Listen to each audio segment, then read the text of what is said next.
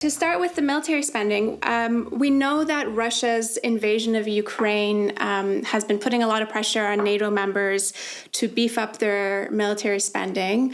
We're recording this episode just before the Liberals announced their new federal budget. Here's a clip I want to play of Anita Anand, the defense minister, speaking in mid-March. I personally am bringing forward aggressive options which would see potentially exceeding the 2% level, hitting the 2% level, and then below the 2% level. My view is that my role is to bring forward a number of different options for our government to consider, and that's exactly what I'm doing together with the Chief of Defense Staff, together with my Deputy Minister and our respective teams. Martin, we keep hearing about this 2%. Has Canada met its 2% target? Can Canada do more to meet its 2% target? What is this number? Can you break down where it came from? The first thing to understand is that NATO isn't some peaceful, neutral group. It is an aggressive alliance dominated by the U.S. and mostly serving its interests. And NATO members, especially Canada, have militaries that are tightly integrated into the U.S. military, and most of our arms manufacturers are essentially branch plants of the U.S. So naturally, NATO and the U.S. have been putting huge pressure on countries to increase their military spending, because that means more money for the U.S. military-industrial complex, and it means the Canadian military primed to be involved with U.S. interventions around the world. So back in 2006, all NATO member countries were basically pushed to commit to 2% military spending of their GDP. And basically since then, US leaders from Obama onward to Trump have basically scolded Canada for not reaching that target. Canada currently spends 1.4% of its GDP on military spending, which is about $25 billion a year. The Parliamentary Budget Office basically did a calculation and found that if Canada were to reach that 2% threshold, NATO threshold, that would mean spending 20 to 25 billion more on military spending, which is in total about $50 billion. Mm-hmm. The question is, what enemies does Canada have? Are they doing this simply to, appease the U.S. government and, arms manufacturers? Could there not be better things to spend it on? $50 billion could, for instance, build us 1 million homes in Canada. It could create free university tuition and childcare. It could basically roll out all the wind and solar power we need, and we'd have money left over. And going with that 2% NATO target, there's been breathless coverage in the media about how supposedly small Canada's military spending is. There was a graph actually recently in the CBC that's pretty emblematic of this. I just want to put it up on the screen. And so for those listening to the podcast, the graph has Canada ranked as number 25 among all NATO nations when it comes to defense spending. But when we look at the actual dollar amounts of how much Canada is actually spending on the military, it's one of the top spenders of NATO. And here's another graph now. It was put together using NATO numbers by the organization Peace Quest. And it actually shows that Canada is number 6 in NATO nations when it comes to military spending. So, Elle, I wanted to ask you, you wouldn't know it from all the mainstream media coverage, just how big of a player Canada is militarily. Why do you think that is? Well, first of all, I have to say that it's funny that we're all Trump now, because weren't we all making fun of Trump when he was going around the world berating everybody for not spending 2% on NATO? And now we're all Trump. So 2% is unhealthy, and we all need to go for the skim option, right? We've seen this for a long time.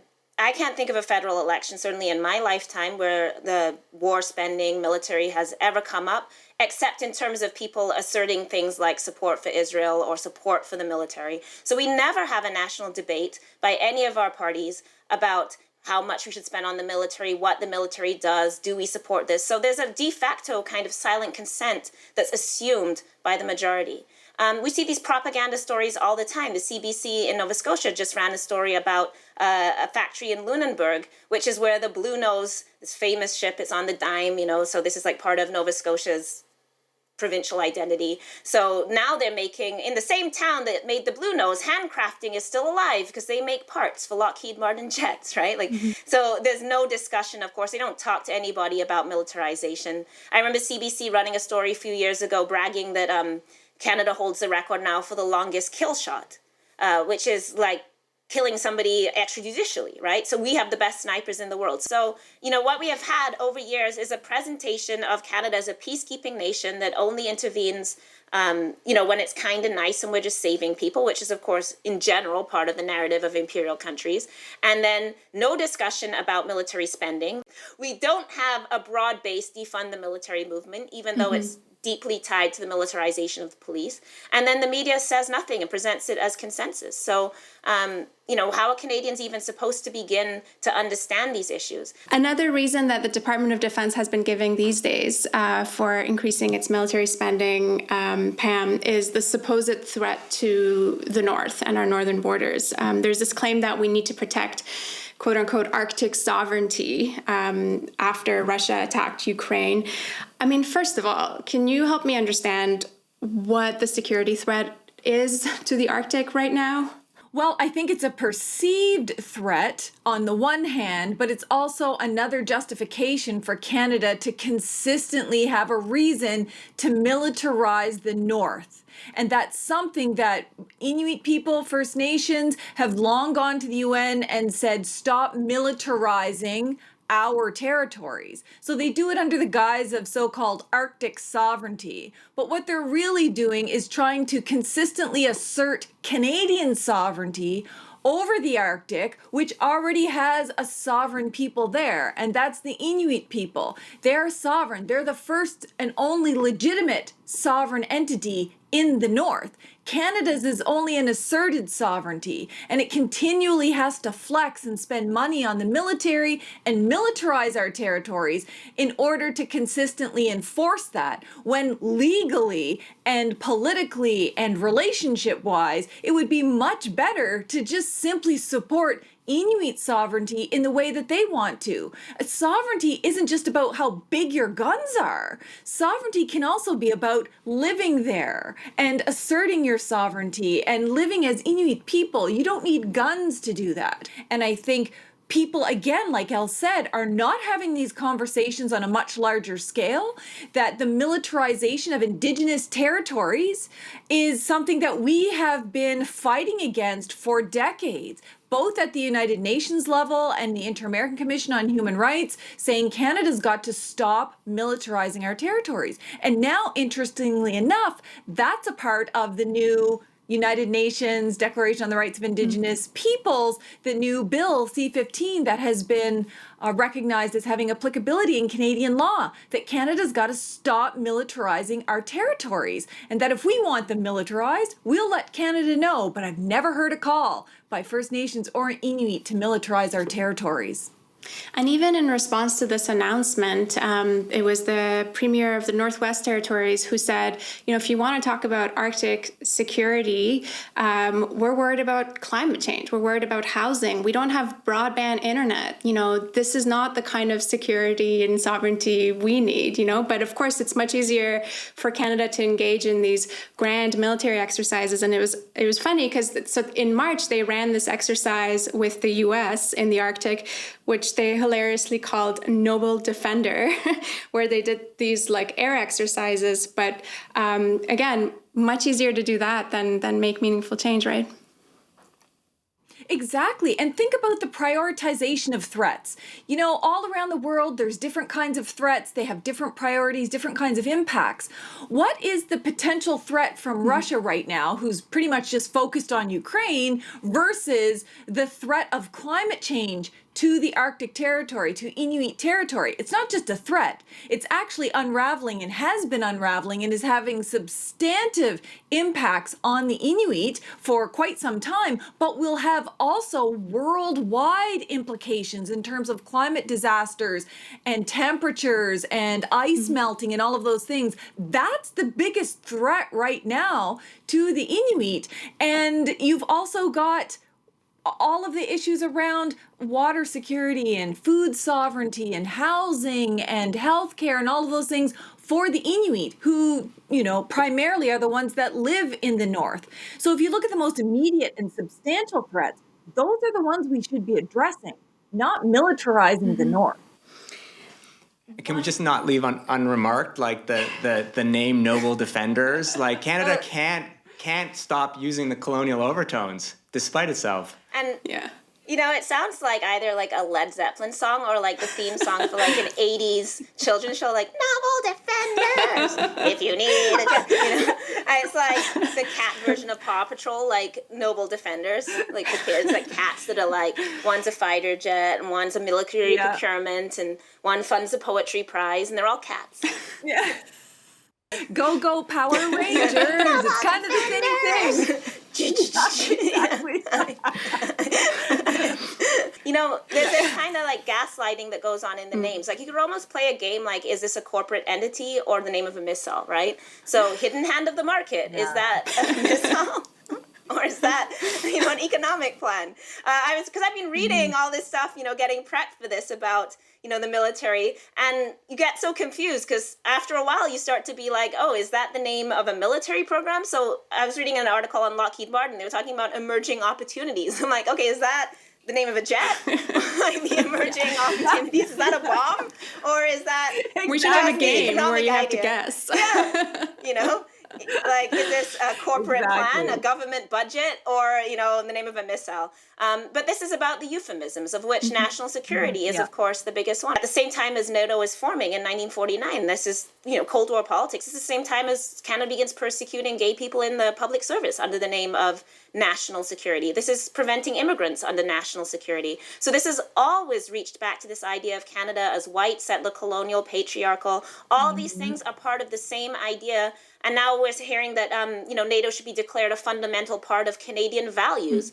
And that's another euphemism, Canadian values, which also meant no Muslims and, report your neighbor on the barbaric tip line. Yeah, I mean, euphemisms are just so pervasive in the discussions about foreign policy and military spending. I mean, the one that we hear all the time that Chrystia Freeland loves to say is that Canada supports a rules-based international order. But that's really just a euphemism for a US-based global order. Yeah. Yeah. Yeah. Sounds like the rule of law here in Canada. Canada supports, and there must be rule of law in this country, which means the law of rulers and the colonizers, and they pick and choose what they want and what they don't based on what's good for them. It's extractive, it's exploitative, and we all pay the price for the injuries and the human rights violations and the damage to the environment by the so-called rule of law. Well, speaking of doublespeak and useless military exercises, we can't not talk about the fact that the Liberals have also just announced that they're negotiating the final purchase of F-35 fighter jets from Lockheed Martin. And I want us to watch a clip first from Justin Trudeau. This is in 2015 when he was running for Prime Minister against Stephen Harper. New Liberal government won't buy the overpriced F-35 stealth fighter jet. It's a stealth fighter that will cost tens of billions more than what Harper promised, a stealth fighter that can't defend our Arctic, a stealth fighter that's not actually stealth, and until yesterday, a fighter jet that Stephen Harper's own government put on hold for those same reasons. I can tell you, for Canadian taxpayers, it'll be a nightmare. Okay, so overpriced, can't protect the Arctic, not even stealth, and a nightmare for taxpayers. Elle, I'll go to you. This is what he was saying in 2015. I mean, are any of these things any different now, 7 years later? No, and this is the thing. These jets, they say they have a $17 billion price tag, but the actual term over their life is $77 billion, has been estimated. This is a huge amount of money. They're not obviously, like, what are they defending us from? I don't remember the last air attack, that we were engaged in. So we know they're going to be used as an offensive force. They burn tons of fuel. All kinds of studies have showed the Pentagon is the world's #1 polluter, right? And the military always is the biggest footprint. So it doesn't fit with any kind of carbon change. And they're actually exempted, right? The military is actually exempted from all these carbon laws, right? Like they don't have to... They don't count in that. So they're given a complete exemption from the environmental damage when they do the most. And then it's just this like Star Wars G.I. Joe. I hate to make a G.I. joke, someone might slap me across the face, but it's like, Too soon. G.I. Too soon. Protect Black women. No, I mean, it's like G.I. Joe. And I'm not saying this like out of no, I'm saying this is like just the lure of these expensive toys, right? They're cool. They go really fast. They've got all these stats. You want to sit and want to pretend you're fine? We've all been indoctrinated in this from Hollywood our whole lives. So there's this idea that you're not like a real serious country unless you have a bunch of like Top Gun jets and you can, go and play like you're in some kind of movie. What Elle's saying reminds me of this brief moment of insight from Justin Trudeau back in like 2013 when Canada under Harper was buying the C-18 aircrafts, and Justin said something to the effect of, all these generals just want to whip him out and show off how big they are. And it was this like amazing off-the-cuff moment from Trudeau where he was exactly right about the patriarchal nature of warfare and militarism. And of course, all the liberal handlers and the media jumped on him and were like, how dare he say something like that? So irresponsible.